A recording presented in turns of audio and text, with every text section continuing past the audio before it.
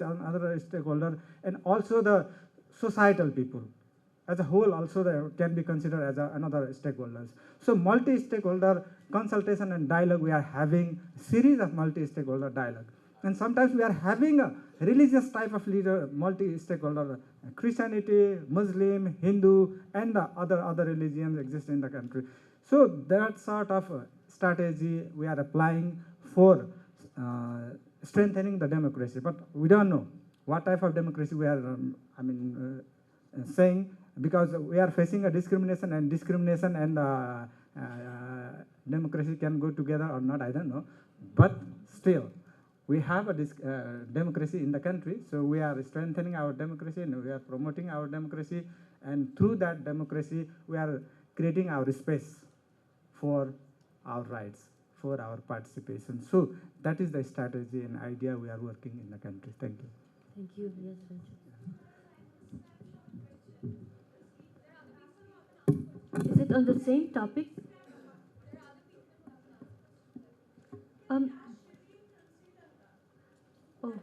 Excuse me. We'll let Rajagopal respond, and then I will take your question after. Because this was a beautiful analysis of the land acquisition situation in India from HMKP. So I think what is interesting is to understand that we all know the World Bank is now grading each country, right? India, for example, is 147, and countries are competing to get a better grade. And what is this grading all about? The World Bank grading is all about any country that will facilitate investment will come into a better grade. So if India wants to come from 147 to 50 or 40, we will have to acquire land in a big way. And let us understand, it is not only land acquisition, there will be many changes in many laws. The labor laws are going to be drastically changed, radically changed, in order to facilitate investment. The environmental laws are going to be radically changed in order to facilitate investment. The land laws are going to be radically changed in order to facilitate investment. So World Bank grading is all about a country facilitating investment. So every country is competing to be in a better grade, and I think we are going to face a very, very difficult situation in the coming years. So only through greater organizational strength and solidarity probably we'll be able to fight these forces. Thank you, Raja. So I will now take 3 more questions. The first from you here in front. And you'll be second. You'll be the second. Okay, and the third, yes. Hello. First of all, thank you. I'm sorry. I'm taking the question from this woman here. Sorry. Raising my hand for a very long time now. Yes, I'm sorry, but I've... Okay. She's been recognized.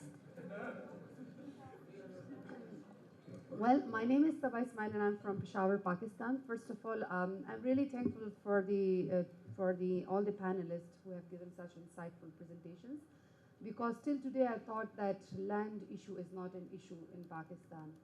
But after your presentations, I realized that no, it's an issue in my city as well, because we have there is a park, so it is for public and families used to go there, but now because of the military dictatorship, and also because of their influence in Pakistan, that space has been given to the Pakistan Army for their residential complexes to build so that they can live there.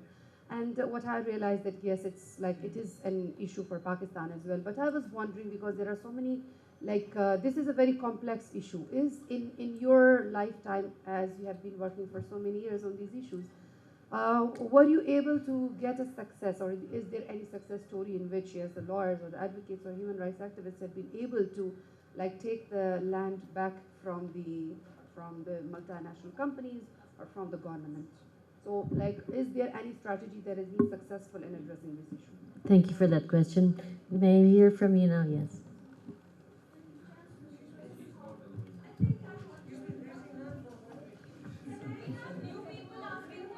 I have recognized her, so please, no, the woman in a maroon blouse, the one who spoke previously, yes. Please be patient. Ma'am, in the post-war situation in Sri Lanka, do we see some kind of a loss of faith in the judiciary? so as to, the way your organization is strategizing to go to the lower courts, to be in the news and to keep the voice alive. Going to the Supreme Court, are you not so sure of your concerns that the Supreme Court can give you a decision in your favor? That's one. Can I go on to the next speaker and then you can respond so that I can sit down? The question... Thank you for that question. I'm going to recognize this man, yes, the one who's raising his hand. And then the fourth person will be the man in yellow, yes. Yes, that you. My name is Santhal. I'm representing Tibet, although I'm staying in India. My question is to Rajaji regarding, I'm very fascinated about his comment regarding conversion of negative energy into a positive energy, using anger into a constructive thing. But in a level 1, I think it's okay. Sometimes in a level 2, I think sometimes may take a drastic action, such as in a complex issue, normally people are afraid of something, then we take it as some activist or the person, if it take as a challenge, then we can convert it to a constructive thing. But normally sometimes a series of effort towards some issues, but sometimes fail because of accumulated of the lots of anger, then people become frustrations. That frustrations leads to take a drastic action such as self-immolations or maybe sometimes become a terrorist or anything. So could you please give me some measures to tackle conversions of non-violent action into violent action to stop that? Yes, the last question for this round, yes. Thank you for giving me the opportunity to ask the question. And first of all, I would like to thank the organizers for having a Tibetan delegation. Probably this number is quite a lot, because I don't think anywhere, any conference, we had such numbers. So thank you very much, because since we are talking about marginalized people and rights, we are actually marginalized people, because we are, in numbers, we are more than many others, but we are the only one who do not have a country. So for giving us a voice, thank you so much. Mm-hmm. Okay, and since we are talking about rights and democracy and international laws and economic, social, and cultural rights, but I think when it comes to interests of specific governments, they shy away from presenting the issue per se, as far as Tibet is concerned. And we are marginalized because inside Tibet, Tibetans are outnumbered. There's approximately 6 million Tibetans, and it's outnumbered by Chinese immigrants in Tibet, which number probably more than 7 million. So marginalized in your own country. And outside, we have conventions, UN laws, international laws, but when it comes to voting, and that's where democracy sometimes seems weak, because after all, in the United Nations, countries vote, and the majority of the vote doesn't mean they support truth. So we are marginalized both in Tibet and in exile. So my question is regarding development. Whenever we question Chinese mining or dam building in Tibet, the Chinese government always says, you are going against development, and development is essential to a country or a nation's progress. So, and many countries concur with the Chinese version, and at that time they do not uphold the ideals and the principles of democracy that their own country so proudly claim. So my question is, how do we balance the demands of a country's economy and the preservation of natural ecosystem and uphold the basic human rights of the marginalized native people? Thank you. Okay, we have 5 minutes left, and I will ask each of the speakers now to just use 1 minute each to respond to that last round of questions. I'll start with Sherine. just the two questions I'll answer for the Pakistan question as well as about the Supreme Court. The thing is not going to Supreme Court is a strategy because our Supreme Court was very politicized. So because of the politicization, so it's basically the grading. The lower court was less politicized than the Supreme Court, and also even though the lower court was less politicized, you had a chance. It's basically buying time. If you get rejected at the lower court, then you go to high. So it was just a strategy, why? And I think it was a good strategy because with the change and all of that, you might see positive, changes. And coming back to, what did you do? Why, the land, the military owning the land and military's involvement in business and all of that.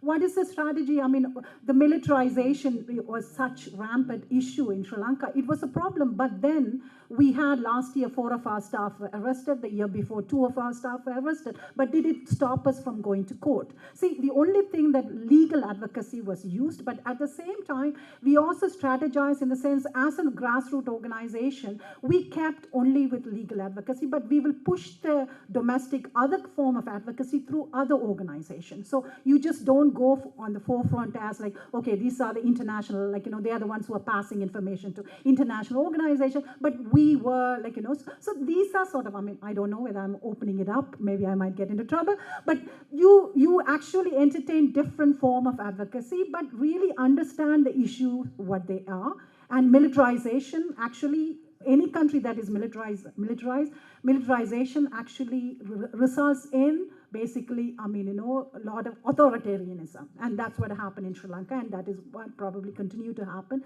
unless and otherwise we stop it at different levels. Thank you. Thank you, Sherine. Ekta, would you like to respond to? There is no any question directly asking for me, but this gentleman question is especially for the international mechanism, using the international mechanism, we have a very powerful mechanism in place now, UPR process. So UPR is the Universal Periodic Review, is the comprehensive human rights assessment process. So all the 192 countries can raise the question towards the one country. So that is the one way. Through that also you can raise some issues.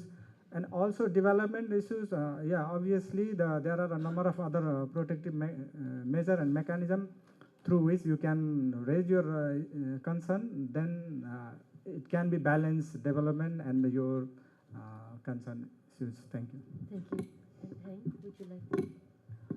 Yeah, there is no specific question for me as well, but I'd like to share some comment on 2 questions. The first question asks whether are there any success stories so far on land activists. As far as my memory recall, in the context of Cambodia, I can only think of one success story, and it's a very small success story in the case of Bangkok that I presented earlier. The development project affect around 5,000 families, and they require to relocate to other places.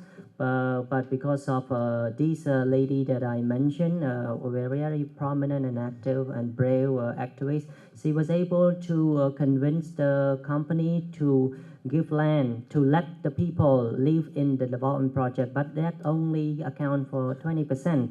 The other 80% were forcefully evicted to other area already. So the success is only for the remaining about 20% of the family who were very resistant not to go, and finally the company agreed them to stay in the development project. So as a result of her effort, she was awarded the Global Leadership Award from Hillary Clinton. So that is a very minor success story from the Cambodian contact. Another comment to share with the last speaker about how to balance development and conservation. This has been the argument from the government. They always say that there is no development without negative consequences, and they accuse civil society and activists for against development. But I think their development and conservation and environment can go hand in hand. That's why we have the concept of sustainable development and inclusive development.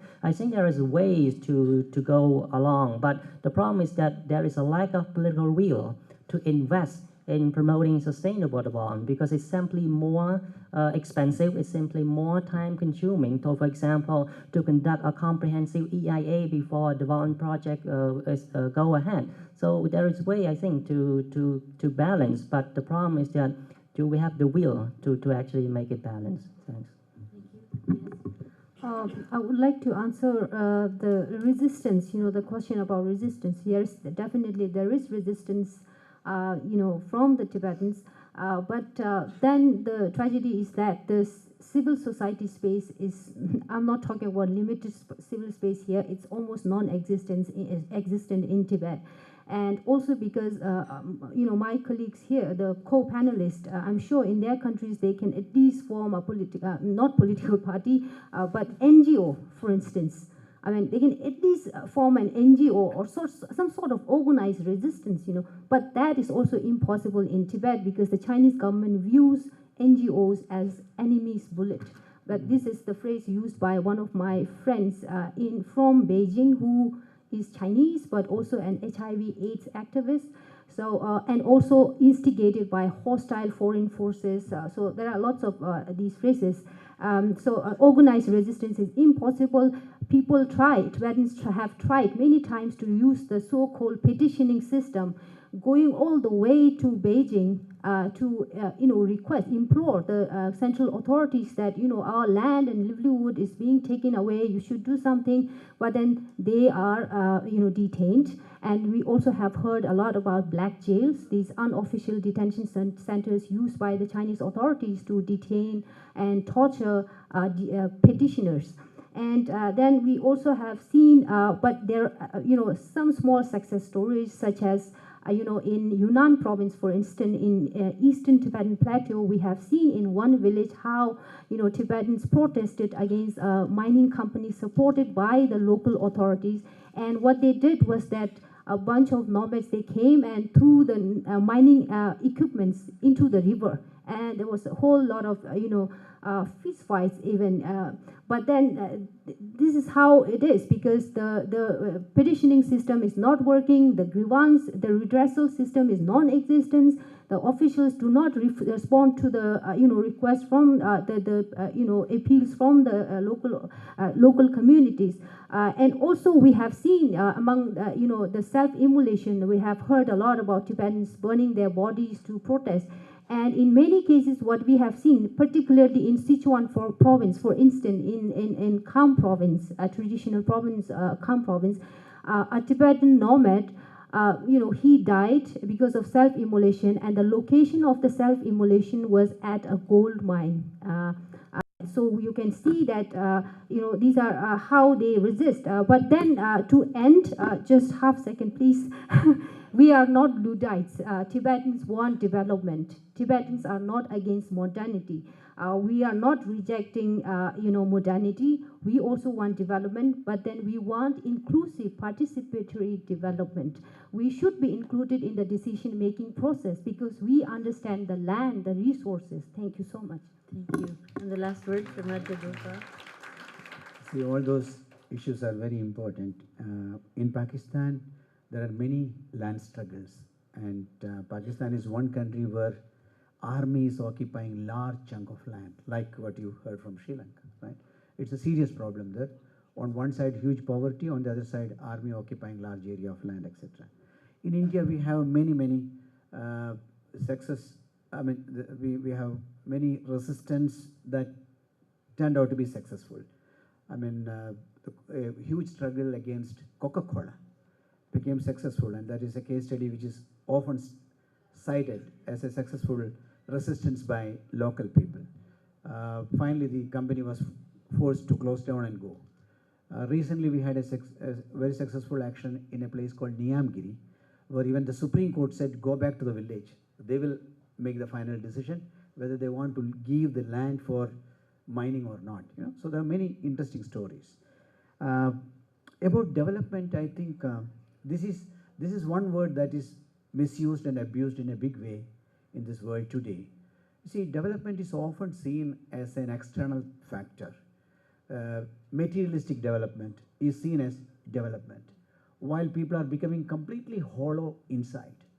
See, can there be a development model where materially we are developing and internally we are all dying? I ask my friends, can you stand in a public forum and say India is developing while you create so much misery for millions of people? So this lack of understanding that development is only an external thing and internally it has nothing to do, something to be challenged. The last question will take more time, the one violence and non-violence. I will briefly, basically what we are trying is to say, okay, non-violence is generally understood as non-violence is the tool of a weak. From that position to non-violence as the tool of the strong is going to take time, right? Okay. And then we are challenging the structural violence of today. What we are discussing today is the structural violence. So how do we use non-violence as a tool to fight this form of violence? And my own position is that if you want to fight fire, you can't fight fire with fire. You need to have water to fight fire. So how do you use non